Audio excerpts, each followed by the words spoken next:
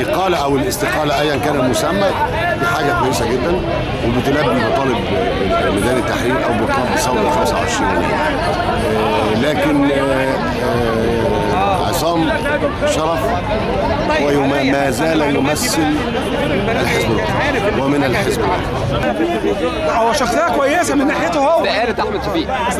دي كويسه هتفرح الشعب طبعا. اللي مش مريحين الشعب اصلا. ريحت الشعب لان الشعب تعبان. مش مريحين. حسني مبارك هو اللي معايا. من ناحيه هم مش مريحين الشعب اصلا، ليه؟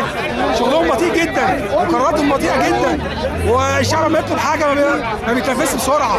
لان هو جاي من الادوام، فكره مع القديم. واخد بالك معايا؟ ما ينفعش ابدا ان انا ممكن اغير لك فكرك في يوم وليله. يا رايي كان يفضل يعمل حاجه احسن، يعني انا رايي ان احنا ما ينفعش فعلا زي ما انت قلت من يوم وليله كل حاجه تتغير يعني. طبعا شيء برضه طيب، واحنا بس لنا يعني حاجات ثانيه غير احمد شفيق كمان. فريق اعتقال المعتقلين السياسيين كلهم خلاص، وبفضل يعني كل من تعين في عهد مبارك لازم يتم ازالته، لان دي سلسله كبيره خلاص، وهو احنا بنمثله كفرعون ودول الجنود بتاعته، فهم كلهم على فكره طغاه. وطبعا خلي بالك لسه ما زال قانون الدوله شغال في البلد بيعتقل برضه الناس، وامن الدوله لسه برضه ما زال شغال، وفي تزوير في الانتخابات، والناس دي كلها احنا اصلا رافضينهم من الاول لان احنا ما انتخبناش الناس ديت. عادي يعني، ما حاجه من ضمن الحاجات اللي انت بتتمناها يعني. دي مبدئيا هدف من اهداف الثوره. احمد شفيق دي خطوه كبيره جدا طبعا، تعتبر زي بعد خطوه التنحي بتاعت رئيس السابق محمد حسني مبارك، وبعد كده عندك لسه الدستور وعندك الاستفتاء. دي خطوه كويسه، بس لسه فاضل بعض المطالب ما اتحققتش طبعا. لسه رؤساء الصحف القوميه لازم تتشالوا، التحقيق في الشركات القطاع العام اللي اتباعت برخص التراب. شوف اي شركه فيها شبهه ان هي اتباعت باقل من ثمنها المفروض يحصل تحقيق فيها. الشرطه لسه ما اعتذرتش عن اللي حصل اصلا للشعب ودم الشهداء اللي راح، يعني في لسه فاضل مطالب كتير طبعا. فين رأي الشارع؟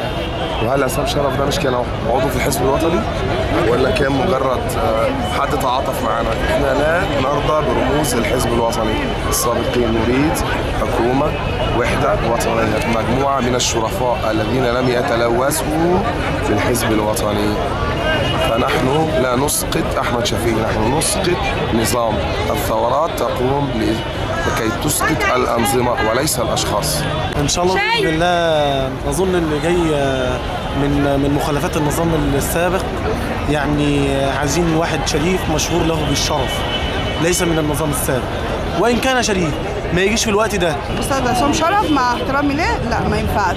انا ما اعرفش عصام شرف بصراحه، بس هو بيقولوا ان هو كان في الثوره، لكن انا زي ما قلت لك انا ماليش اصلا في السياسه، فانا معلوماتي مش كتير عن السياسه، بس انا بتكلم في الحق. والله الاراء هنا بتقول في الاعتصام مستمر، لان هم برضو المطالب ما اتحققتش كلها، فبالتالي لسه هتستمر. احنا قاعدين لحد ما كلنا ننفذ كده ولا ايه؟ برضه خطوه. امر الاعتصام لسه دلوقتي هنناقشه، لان احنا عايزين نخفف الضغط عن القوات المسلحه. هو انا اعتقد هيبقى فيه، لان زي ما قلت لك احنا لسه يعني عندنا فكر مش عايز نتغير، احنا رغم ان احنا اتغيرنا بس عندنا فكر اللي هو اي حد له علاقه بالشخص ده لازم يمشي. مليونيه بكره ان شاء الله. ليه؟ لان نحقق المطالب بتاعتنا كلنا. انا بكره انا نازل. ليه؟ نازل ليه؟ عشان اللي حصل من كام يوم صفات الاعتصام بالقوه، احنا بنحققها تظاهر في اي وقت في الوقت اللي احنا عايزينه. يا حضرتك الاعتصام مستمر. ليه؟ لبقيه المطالب. انا بقول كل واحد ياخد حقه، هو لما يقدم استقالته انا كده خدت حقي. بص بكره في مليونيه تمام؟ من خلال المليونيه ديت هنقرر هنعمل ايه. خد بالك؟ بس مبدئيا احنا قاعدين النهارده لحد بكره دي ان شاء الله ما فيش فيها اي جدال. بعد السنه ما فيه لا يحصل، هيجي بقى حد بيفهم كويس، زي مين؟